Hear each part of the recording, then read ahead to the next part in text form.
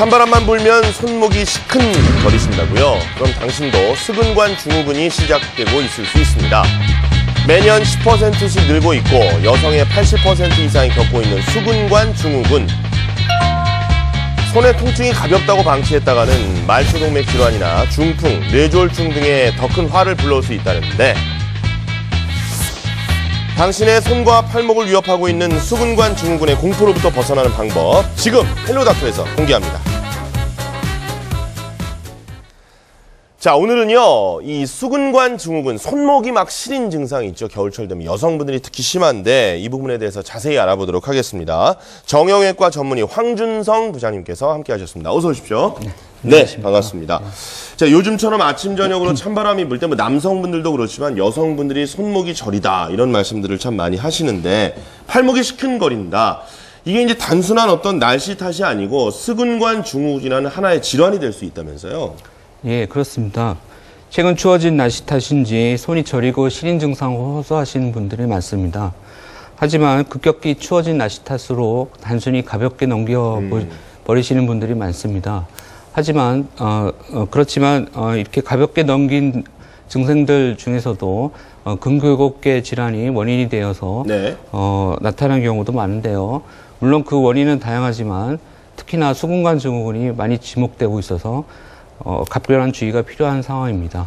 수근관 증후군, 일단 이름이 좀 생소합니다. 뭐 손수자에다가 근육이니까 손에 근육, 관이 있다. 이게 좀 생소하신 분들이 많을 것 같은데요. 어떤 그 명칭이 이렇게 성립이 되는 건지 개념을 좀 설명을 해주세요. 네, 그 손목에는 네. 그 정중신경이라고 하는 감각신경이 지나가고 있습니다.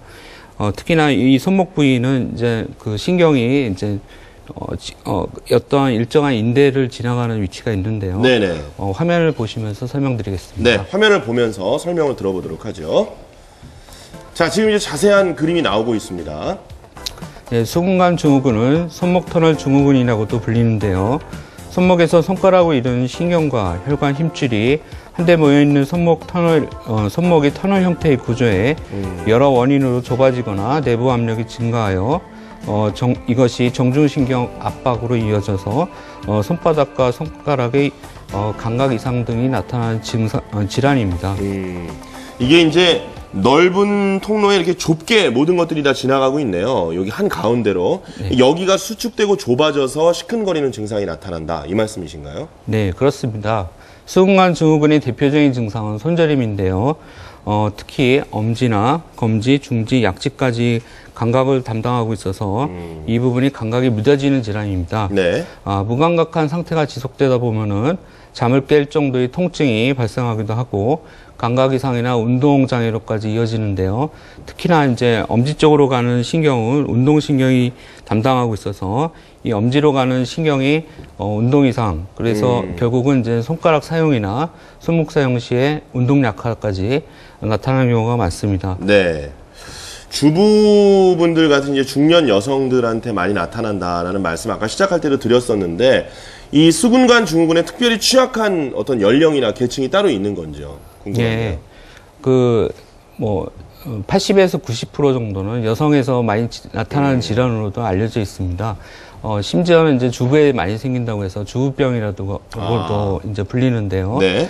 하지만 이제 최근에는 이제 30, 40대 특히 이제 젊은 층, 요새는 컴퓨터 작업이 많기 때문에 하루 종일 이제 키보드 작업을 하시는 분들이라든지 또 컴퓨터 게임이 이제 일반화됐기 때문에 장시간 컴퓨터 게임에 노출되어 있는 청소년들, 그리고 이제 스마트폰 사용이 많아지기 때문에 그러한 이제 손목 사용이 많아지는 경우가 많습니다. 네. 그런 이제 젊은 계층에서도 많이 발생하기 때문에요. 현대인에 있어서도 무시 못할 자리로서 잡고 있습니다. 손목의 사용을 이제 모든 세대가 다 사실은 어떤 특정한 부분에 고정적으로 하고 있기 때문에 누구나 다 이 수근관 증후군에 노출될 수 있다라고 생각을 하면 되겠는데, 자, 그러면 가정에서 일단 전문의의 진단을 받기 전에 내가 스스로 자가 진단을 좀 해볼 수 있는 방법을 배웠으면 좋겠거든요. 예, 그 자가적인 간단한 방법들이 있습니다. 네. 틴넬 징후와 팔렌 검사라는 것이 있습니다. 화면을 한번 보시겠습니다. 네, 화면 보시겠습니다. 예, 첫 번째 자가진단 방법은 손바닥 쪽 수근인대 위를 손가락으로 두드렸을 때 저림감이나 통증이 느껴진다면 수근관 증후군을 의심해 볼 수 있습니다. 그리고 두 번째 방법은요. 양 손목을 90도 구부려 양 손등이 서로 닿게 한 상태로 60초 동안 지속했을 때 저림감이나 통증의 증상이 나타나거나 더 심하게 느껴진다면 수근관 증후군을 의심해 볼 수 있겠습니다. 저는 이렇게 두 가지를 지금 다 해보고 있는데 뭐 아직까지는 그렇게 큰 증상은 없는 것 같네요. 60초 이상 한 3, 4초 정도 해본 것 같은데 아직까지는 뭐 통증은 느껴지지 않습니다. 자, 집에서 화면을 보신 분들은 특히 우리 주부분들 한번 측정을 해보시기 바라고 이런 증상이 있으면은 아, 내가 좀 가능성이 있구나 이렇게 생각을 하셔야 되겠습니다. 자, 이럴 때 만약에 통증이나 저린 증상이 온다 그러면 일단 전문의의 진단을 받아야 되는 거죠. 병원에 가야 되죠. 예. 그 증상이 계속되는 경우나 네. 아니면 이제 감각 이상이라든지 운동 기능까지 장애가 온다면은 그 신경 손상은 심각한 정도로 판단해 보실 수 네. 있습니다. 그렇기 때문에 조기에 진단과 치료가 필요하다고 할 수 있겠습니다. 자, 그러면 어떤 검사를 통해서 정확한 진단을 하는지 저희가 화면으로 준비했습니다. 보시죠. 네. 환자가 호소하는 증상을 토대로 하여 진찰한 뒤에 수근관 증후군이 의심된다면 먼저 엑스레이 검사를 시행하게 되는데요. 엑스레이 검사는 수근관 증후군이 원인이 될 수 있는 수근고리 변형이나 수근 관절염, 요골 원위부 골절이나 탈구의 후유증에 의한 것인지 감별하게 됩니다. 다음으로 근전도 검사를 실시하게 됩니다. 근전도 검사는 신경과 근육이 전기 생리학적 변화를 분석하여 진단하는 방법으로서 손이나 발이 저리는 경우 말초신경에 이상이 있는지, 이상이 있다면 어느 부위인지, 이상의 정도는 어느 정도인지를 확진하고자 할 때 시행합니다. 또한 뼈나 신경의 압박이 해부학적 검사에서 확인될 때 이에 동반된 신경의 변화를 확인하여 정확한 진단과 치료를 시행할 때 필요합니다. 네, 검사 방법을 보셨는데 우리가 이런 증상이 있을 때 이렇게 빨리 검사를 하고 측정을 해봐야 되는 이유가 또 따로 있다면서요? 네, 앞서 말씀드린 네. 대로 수근관 증후군의 원인은 다양합니다. 하지만 그 중에서도 심각한 합병증을 유발할 수 있는 말초동맥 질환이라든지 네. 뇌질환 또는 이제 중풍 등의 초기 증상일 수가 있습니다. 아, 그렇군요. 예, 물론 환자분들이나 이제 일반인들이 손목이라든지 그런 걸 네. 많이 사용했을 때 자연스러운 증상으로 볼 수도 있지만요. 이런 경우 그냥 방치했을 때 그 자가 처방이라든지 본인이 이제 아무것도 아니겠지 하고 네네. 지나가는 경우는 심각한 진환 상태로까지 진행할 수가 있습니다. 절대로 본인이 판단해가지고 뭔가 행동을 하지는 말아달라. 정확한 진단이 필요할 것 같습니다. 자, 이렇게 수근관 증후군이 이제 생겼습니다라는 이제 진단을 받게 되면 어떤 치료 방법을 통해서 낫게 할 수가 있나요? 네. 치료는 뭐 생각보다는 어렵지는 않은데요. 네. 일단은 그 손목 사용을 많이 사용하시던 분이 생기기 때문에 그걸 제한을 하는 방법이 있고요. 그 다음에 부목 고정을 통해서 손목을 보호하고 또 일반적인 이제 소염제를 통해서 약물 치료를 하는 방법이 있습니다. 네. 또한 조기에 발견할 경우는 물리치료 등으로도 완치가 가능한 걸로 되어 네. 있습니다. 그럼 조기에 발견했을 때 하게 되는 물리치료 저희가 화면으로 준비했는데 함께 보시겠습니다. 신상 털리는 거.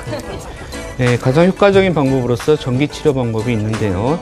신경근육 전기자극 치료는 말초 신경계가 유지되어 있는 근육의 근수축을 유발하여 치료적 효과를 얻는 것을 의미합니다.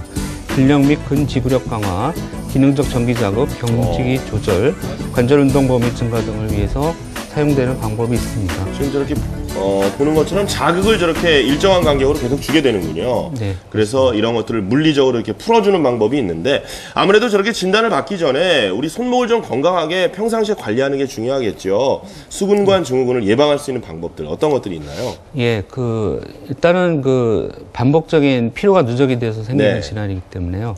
사소한 습관 하나만 바꿔도 효과적일 수 있습니다. 요새는 컴퓨터 작업이 많습니다. 그래서 컴퓨터를 사용할 때 키보드와 손목의 네. 높이를 맞춰주는 방법이나 아니면 손목 밑에 패드를 사용해서 아. 충격을 완화시켜주는 방법들이 네. 있겠고요. 특히나 요새는 스마트폰 사용이 많습니다. 습관적으로 이제 한 손가락이나 한 손을 사용하는 맞아요. 경우가 많습니다. 근데 이제 이 습관들을 양손으로 천천히 메시지를 사용한다든지 그런 방법으로서 예방할 수 있겠고요. 네. 특히나 이제 손목에 찌릿한 느낌이 들 때는 자가적으로 이제 가볍게 주물러 준다든지 또는 이제 뭐 물수건 같은 것으로 온열 치료하는 것도 효과적이라 할 수 있겠습니다. 네, 참 스마트폰이 손목은 전혀 스마트하게 만들어주지 않는군요. 아무튼 요즘 그 현대사회 문명의 이기들 때문에 자칫 손목이 상할 수 있으니까 수근관 증후군 혹시 나에게 이런 증상이 나타나지 않는지 꼭 한번 진단을 해보시길 바랍니다. 자, 우리 몸의 건강 지킴이 헬로닥터, 오늘은 수근관 증후군에 대해서 황준성 선생님과 함께했습니다. 대단히 고맙습니다. 감사합니다. 수고하셨습니다.